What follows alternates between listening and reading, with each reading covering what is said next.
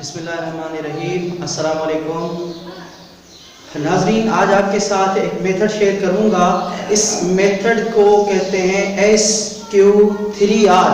یہ method Francis پی Robinson نے اپنی کتاب افیکٹو اسٹڈی میں 1946 میں یہ فارمولہ بتایا تھا۔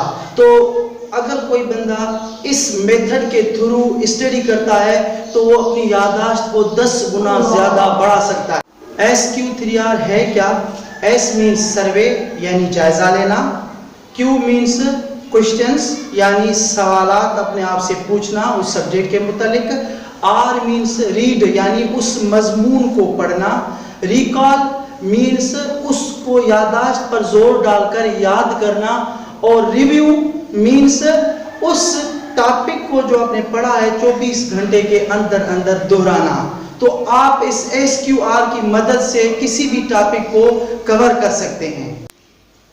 اب بات آتی ہے SQ3R کو کیسے استعمال کیا جائے۔ تو سب سے پہلے ہم بات کرتے ہیں سروے کی۔ سروے مینس جائزہ لینا۔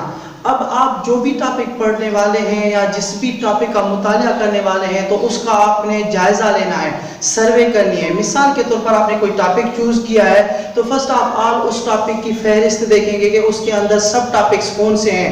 اب وہ جو ٹاپک آپ پڑھنے جا رہے ہیں اس کے اندر ہیڈنگز کون کون سی ہیں، اگر اس کے اندر تصویریں ہیں تو ان کو امیجن آپ نے کرنا ہے۔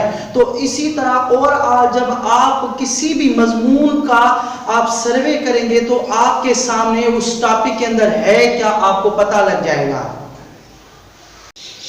Q means questions یعنی اپنے آپ سے سوال کرنا کہ یہ جو میں مضمون پڑھنے جا رہا ہوں اس مضمون کے متعلق پہلے سے میں کیا جانتا ہوں، مزید یہ کہ آپ اس مضمون میں آگے کیا کیا سیکھیں گے، کیا کیا جانیں گے۔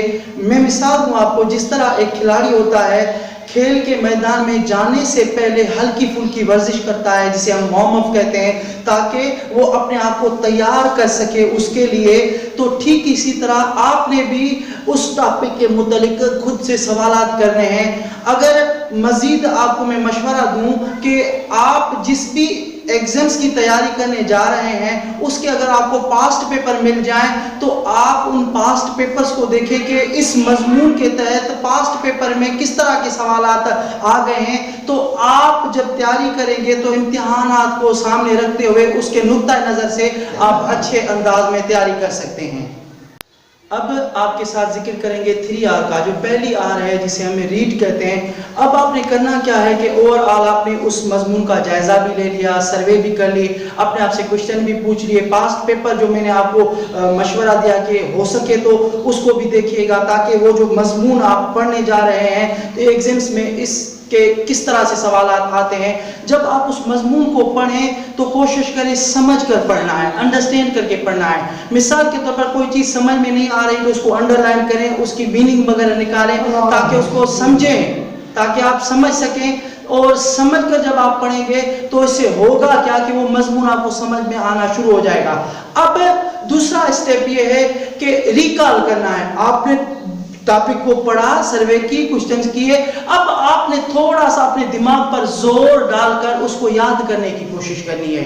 جب آپ اس کو یاد کریں گے تو اس کے بعد کرنا کیا ہے کہ کتاب بند کر کے کوشش کریں کہ اپنے مائنڈ میں اس کو دہرائیں کہ جو میں نے پڑھا ہے تو کیا پڑھا ہے، اس کو ریکال کرنے کی کوشش کریں، یعنی اس کو یاد کرنے کی کوشش کریں۔ تو اس سے ہوگا کیا کہ آپ کو وہ مضمون آپ اپنے انداز میں اس کو بیان کر سکتے ہیں۔ اور آخری R جس کو ہم ریویو کہتے ہیں، اب اس میں آپ نے کرنا کیا ہے کہ یہ جو مضمون آپ نے جس میں 20 منٹ یا 25 یا آدھا گھنٹہ لگا کر اس کو سمجھا ہے، آپ نے 24 گھنٹے کے اندر اس کو دہرانا ہے۔ اس سے ہوگا کیا کہ جو چیز آپ دوبارہ دہراتے ہیں تو وہ آپ کی ہفتوں تک آپ کے مائنڈ میں سیو رہتی ہے۔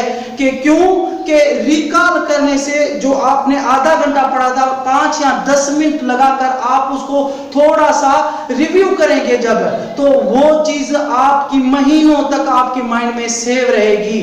تو یہ مختصر سا چھوٹا سا تعارف تھا SQ3R کا، جس کی مدد سے جو اسٹوڈنٹس ہیں جو ایگزامس دینے والے ہیں تو یہ ان کے لیے ہے، اور جو اس میتھڈ کو اپلائی کرے گا، اس اپلائی کرنے کے ساتھ ساتھ اس کے طریقہ کار سے اپنی اسٹڈی کرے گا، انشاءاللہ تعالی وہ اپنے ایگزامس میں ضرور کامیاب